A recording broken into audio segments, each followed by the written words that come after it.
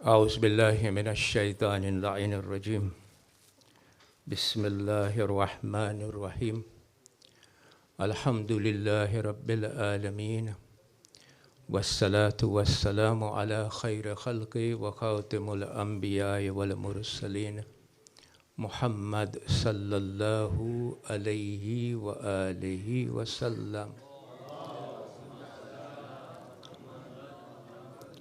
ولا حول ولا قوة إلا بالله العلي العظيم أعوذ بالله من الشيطان اللعين الرجيم بسم الله الرحمن الرحيم له مؤقبات من بين يديه ومن خلفه يحفظونه من أمر الله إن الله لا يغير ما بقوم حتى يغيروا ما بأنفسهم وإذا أراد الله بقوم سوءا فلا مرد له وما لهم من دونه من وال صدق الله العلي العظيم.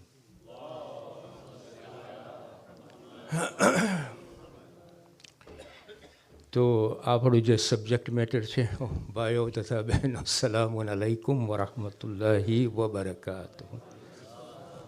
It's important to do salam to all the Mu'min brothers and sisters.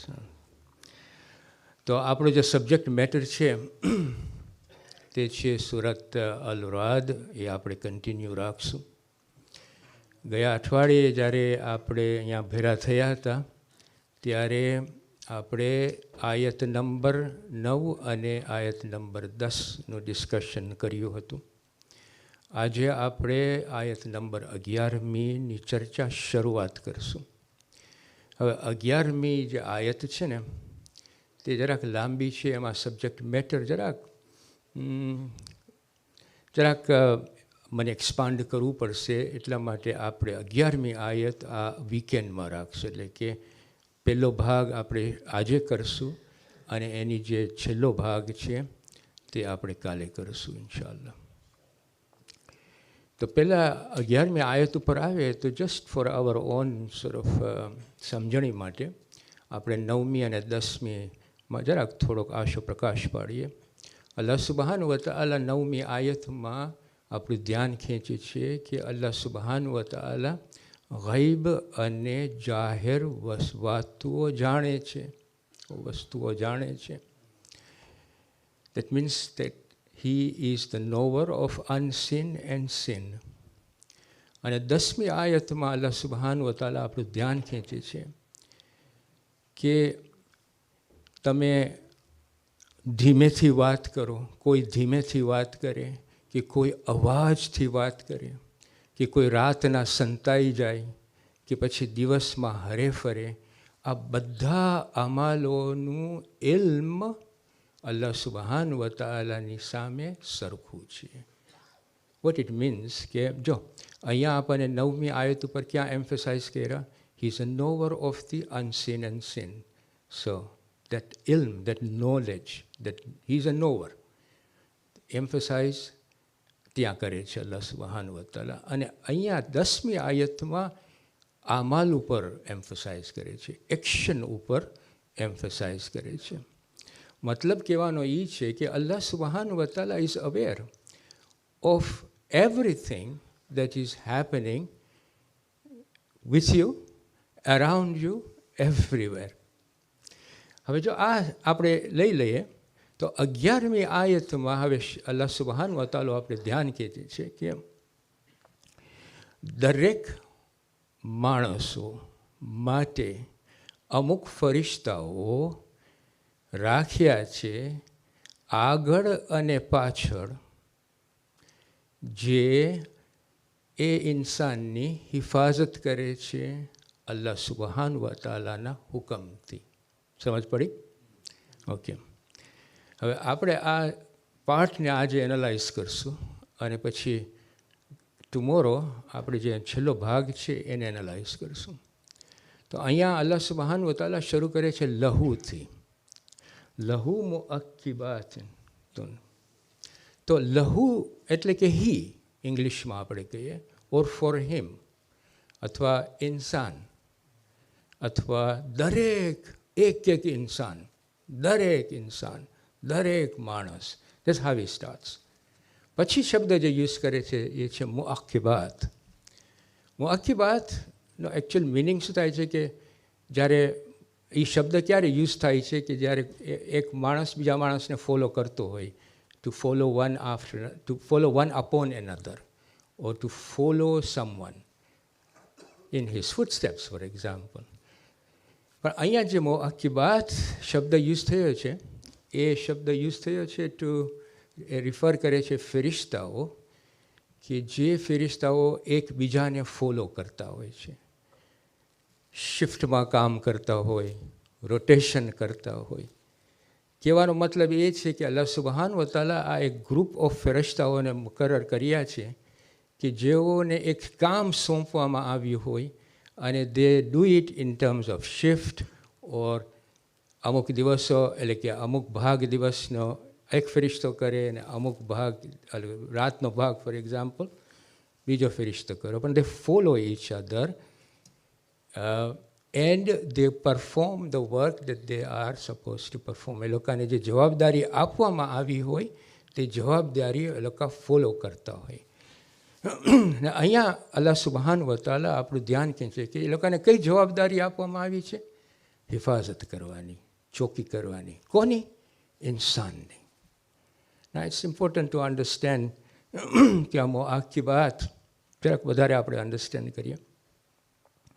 મુઅક્કિબાત ઘણી વખતે ટ્રાન્સલેશનમાં મળશે આપણને કે ગાર્ડિયન એન્જલ્સ આપણે કહીએ ને, ગાર્ડિયન એન્જલ્સ. જો આપણી જિંદગીમાં આપણે ઘણી વખતે જોઈએ છીએ કે ઘણી તકલીફો આપણને વેઠવી પડે છે, એનો સામનો કરવો પડે છે. ફોર એક્ઝામ્પલ, આપણને અંદરની તકલીફો હોય છે. વસવાસ તો શૈતાની એક અંદરની મોટામાં મોટી તકલીફ છે. બહારની તકલીફો આપણને વેઠવી પડે છે. ઘણી બહારની તકલીફો મને જાણવું નથી કારણ કે ટાઈમ આપણી પાસે ઓછો છે, પણ તકલીફો આપણને ખબર છે કઈ કઈ આપણે પોતે તકલીફો વેઠીએ છીએ. એટલું જ નહીં, પણ બીમારીઓની તકલીફો આપણે વેઠીએ છીએ. તો આપણે જોશું કે આપણી જિંદગીમાં જ્યારે આ બધી તકલીફો આપણે એનો સામનો કરતા હોય છે ને, તો સમહાવ આ ફરિશ્તાઓ આપણી હિફાજત પણ કરતા હોય છે આ તકલીફોમાં. પર્ટિક્યુલરલી આપણે જોશું, અમે એક ઇન્સ્ટન્સ આપણા મગજમાં આવે છે.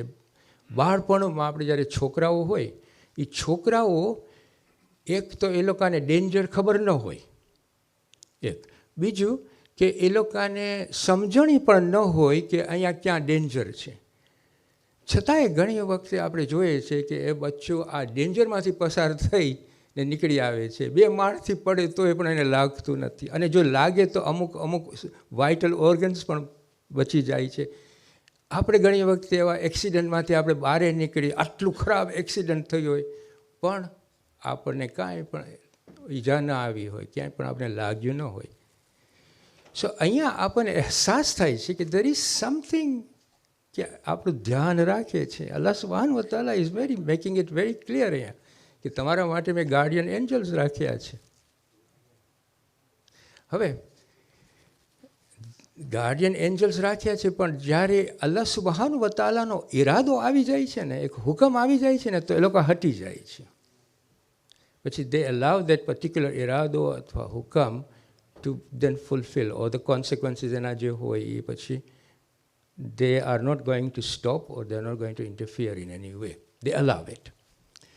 તો આના ઉપરથી આપણને ખબર પડે છે કે અલ્લાહ સુબ્હાનહુ વ તઆલાના હુકમ, હું બહુ સિમ્પલ રીતે આપણને સમજાવું છું કે અલ્લાહ સુબ્હાનહુ બે ટાઈપના હુકમ છે. એક છે what we call certain destiny, કે એક ડેસ્ટિની લખાઈ ગઈ છે, એ એક ટાઈપની ડેસ્ટિની હોય છે.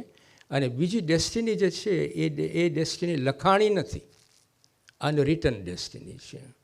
તો આ જે હિફાજત કરવાવાળા ફરિશ્તાઓ છે ને, they normally work with that unwritten destiny. Written destiny તો લખાઈ ગઈ છે, આ અનરિટન ડેસ્ટિની. બીજો પોઈન્ટ આપણને અહીંયા સમજવાનો આ છે કે જો અલ્લાહ સુબહાન વ તઆલા એની દયાથી આપણી માટે આ ગાર્ડિયન એન્જલ્સને બધું રાખ્યું છે. એનો મતલબ એમ નહીં કે આપણે ઘરે બેઠા બેઠા હવે ગાર્ડિયન એન્જલ્સ આપણું ધ્યાન રાખવાનું છે એટલે આપણે કોઈ પણ આપણે કોશિશો ન કરે, એનો સવાલ એ નથી. આપણી પાસે ઇખ્તિયાર છે. ઇખ્તિયારનો રોલ પણ અહીંયા આવે છે કે તમે તમારી પોતાની પૂરતી કોશિશ કરી જે આફતો આવે છે એના સામનો કરો, જે પ્રોબ્લેમો આવે છે એના સામનો કરો, તમારી જિંદગીમાં તમે તમારા પોતા માટે છુટકારો લઈ આવો. આ બધી તાકાતો અલ્લાહ સુબહાન વતાલાએ તમને આપી છે. તમારી પાસે ઇખ્તિયાર છે. આ ઇખ્તિયારનો રોલ અહીંયા આવે છે. અને આ જે ગાર્ડિયન એન્જલ્સ જે છે ને એ આપણું ધ્યાન રાખે છે, પણ ઇખ્તિયારના રોલની સાથે એનો રોલ પણ છે. So this is something which we should understand. તો સલવાત.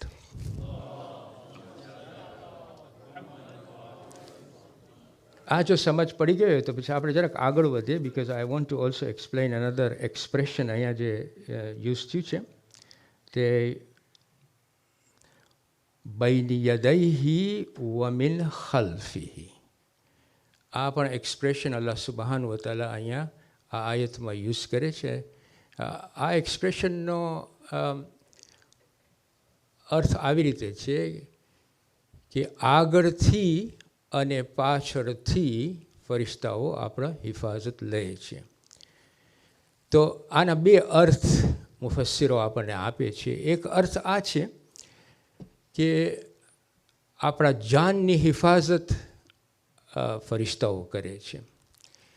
અને બીજો અર્થ જે મુફસ્સિરો આપણને આપે છે તે આ છે કે આગળના જે ફરિશ્તાઓ છે તે નજર રાખે છે કે આપણે કયા એક્શન્સ ઉપરથી પસાર થાય છે, અને આપણે જે એક્શન્સ ઉપરથી પસાર થાય છે એની નજર ત્યાં હોય છે અને આપણી હિફાજત કરતા હોય છે.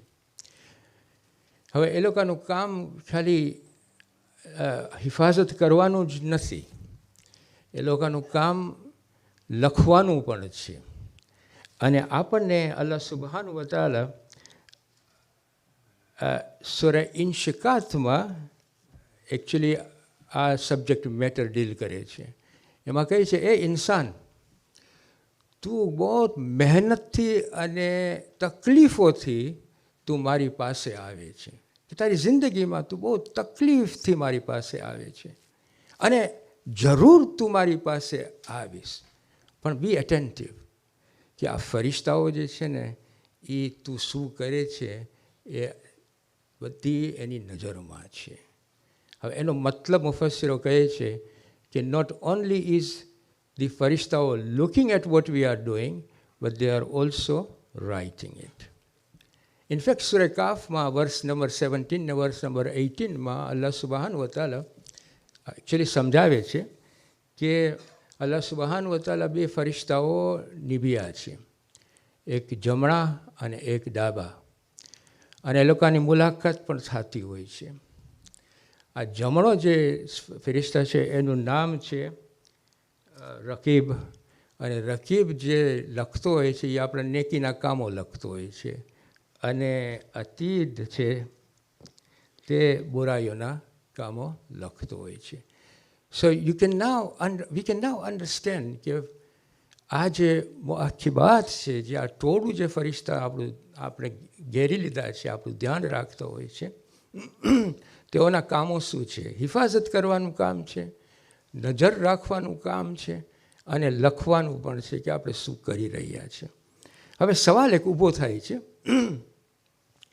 કે અલ્લાહ સુબહાન વ તઆલા શા માટે આ ફરિશ્તાઓને રાખ્યા છે આપણે બધું લખવાનું ને એ બધું?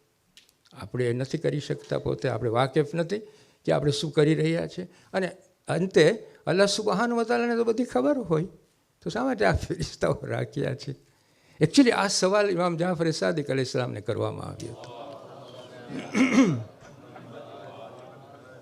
તો એના બે અર્થથી આપણને સમજાવે છે. પહેલો અર્થ એ એમ કહે છે કે જો અલ્લાહ સુબહાન વ તઆલા ફરિશ્તાઓને મુકર્રર કર્યા છે, એટલે કે આ મખલુકને પેદા એટલા માટે કર્યા છે કે એની ઇબાદત માટે, અને એને જે કામ ફરિશ્તાઓને જે કામ સોંપવામાં આવે છે ને એ લોકોની ઇબાદત છે. જે જવાબદારીઓ સોંપવામાં આવે છે એ લોકોની ઇબાદત છે. અને વન્સ એ લોકોને આ ડ્યુટી આપવામાં આવી હોય તો એ ડ્યુટી કરતા જ હોય. આ એ લોકોની ડ્યુટી છે. And they just carry on. આ એ લોકોની ઇબાદત છે. સો ઇન દેટ સેન્સ અલ્લાહ સુબહાનો આ મખલુક પેદા કરી છે, આ ફરિશ્તાઓ પેદા કર્યા છે to do certain works that he has ordered them to do. So that is one. અને સેકન્ડલી કે ફરિશ્તાઓ રાખ્યા છે, ઇમામ જાફર સાદિક પાસેથી છે કે રાખ્યા છે એઝ અ વિટનેસ, કે આપણે જે કામ કરે છે ને એનું એક કામ આ છે કે they witness what we are doing and then they write what we are doing. એમાં એક ફિલોસોફી આ છે કે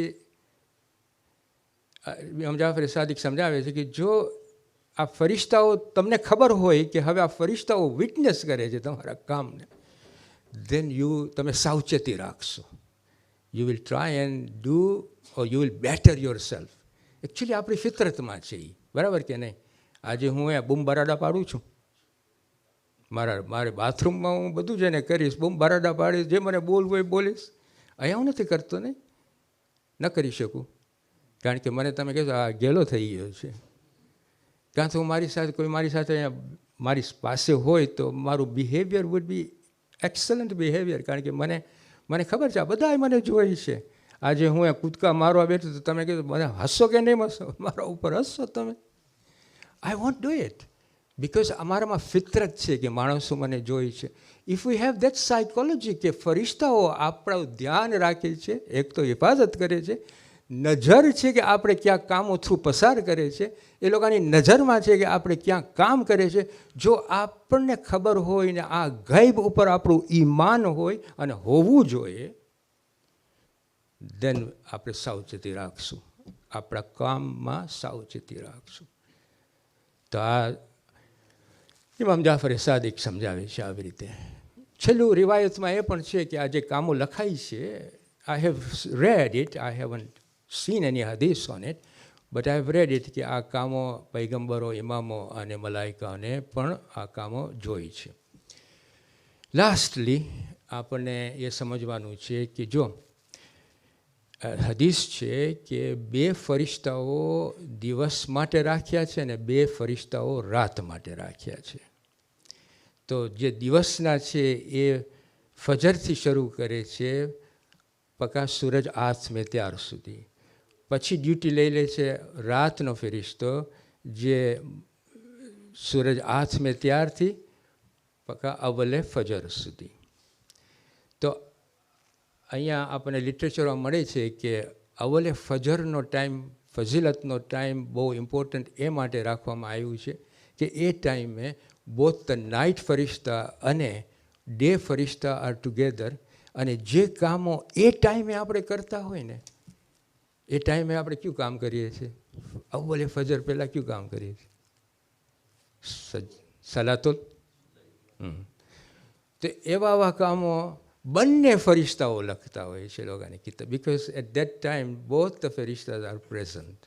હવે this is I am getting from રિવાયત. ઓલ્ધો ઇન દેટ સેન્સ તમે જોવા જાઓ તો મગરિબ ટાઈમે બંને ફરિશ્તાઓ સાથે હોય છે, ચેન્જ થતા હોય છે. પણ આઈ હેવન્ટ સીન દેટ કે કઈ બાજુ આ અહીંયા ફઝીલત છે મગરિબ ટાઈમનો ને કેવી રીતે છે ને શા માટે છે, પણ આનું ફઝીલત મેં વાંચ્યું છે.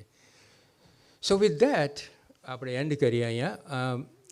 અને જસ્ટ ટુ અન્ડરસ્ટેન્ડ કે આ આયત કેટલી ઇમ્પોર્ટન્ટ છે આપણા માટે, કે અલ્લાહ સુબહાનહુ વ તઆલાની દયા અને રહેમાનિયતથી એક ટોળું આપણી સાથે હંમેશા હોય છે અને આપણું ધ્યાન હંમેશા રાખતા હોય છે. વખત આવી જાય છે અને ઈરાદો અલ્લાહ સુબહાનહુ વ તઆલાનો જ્યારે હોય છે કે મોત આવી જાય, કે આપણે પછી આફતો આવે, તો એ તો અલ્લાહ સુબહાનહુ વ તઆલાનો ઈરાદો છે, એની મસલહત છે કે આપણને શા માટે આ આફતો થ્રુ આપણને પસાર કરે છે.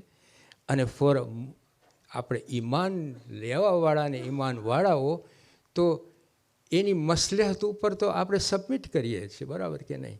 પણ એણે જો હિફાજત માટે આ ટોળું રાખ્યું છે આપણા માટે, that's the important thing. But અહીંયા ઘણા સવાલો ઊભા થાય છે આપણા મગજમાં, પણ ઇન્ટરેસ્ટિંગલી જે સેકન્ડ ભાગ છે જે આપણે કરશું એ આપણે સાંભળી લઈએ ને પછી તમારા કદાચને જે મગજમાં સવાલો હોય તો આન્સર થશે, અને ન હોય તો આપણે બધા બેસીને સાથે વાત કરીશું બ્રેકફાસ્ટ.